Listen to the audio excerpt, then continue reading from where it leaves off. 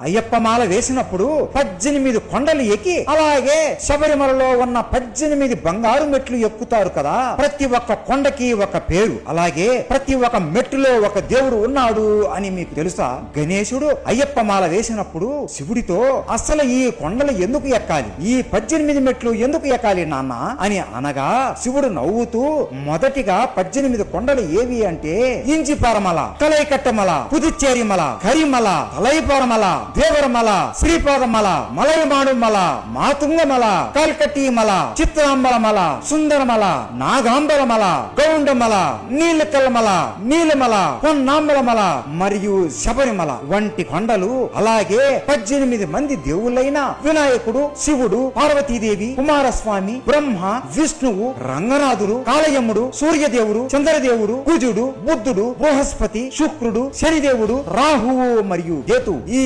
దేవుళ్ళని మరియు 18 తత్వాలు అయినా చూడడం, వినడం, సువాసన, రుచి, స్పర్శ, కామం, దురాశ, క్రోధము, కోపము, మోహము, మదము, మాత్సర్యము, దాంభికము, సాత్వికము, రాజసము, తామసము, విద్య, అవిద్య వంటి గుణాలను తెలియచెప్పే విధముగా ఈ 18 మెట్లను నిర్మించడం జరిగింది. గణేశ, నీకు మీ తమ్ముడు ఎవరో తెలియకపోవచ్చు, కానీ మీ తమ్ముడికి నువ్వు ఎవరో బాగా తెలుసు. అందుకే ఒక మెట్టులో నువ్వు కూడా ఉండేలా నిర్మించడం జరిగింది. నువ్వైనా, నేనైనా, ఎవరైనా సరే ఈ మెట్లు ఎక్కేటప్పుడు ఇది గుర్తుకు పెట్టుకోవాలి. మీరు అయ్యప్పను దర్శించుకోవడానికే కాదు, ఇంతమంది దేవుళ్ళని, ఇన్ని కొండలని దర్శించుకొని ఆ తరువాతనే అయ్యప్పను దర్శించుకుంటున్నారు. ఇంత గొప్ప ఆలయం గణేశ ఈ శబరిమల ఆలయము. అసలు అయ్యప్ప మాల ఎందుకు వేసుకుంటారు? అయ్యప్ప మాల వేసుకున్నాక ఏ నియమాలు పాటించాలో మీకు తెలుసా? శబరిమల ప్రయాణం ఎలా చేయాలో మీకు తెలుసా? శబరిమలలో ఉన్న అయ్యప్ప విగ్రహం ఎలా వచ్చిందో మీకు తెలుసా? కన్యస్వాములు శబరిమలకు తప్పకుండా ఎందుకు వెళతారో మీకు తెలుసా?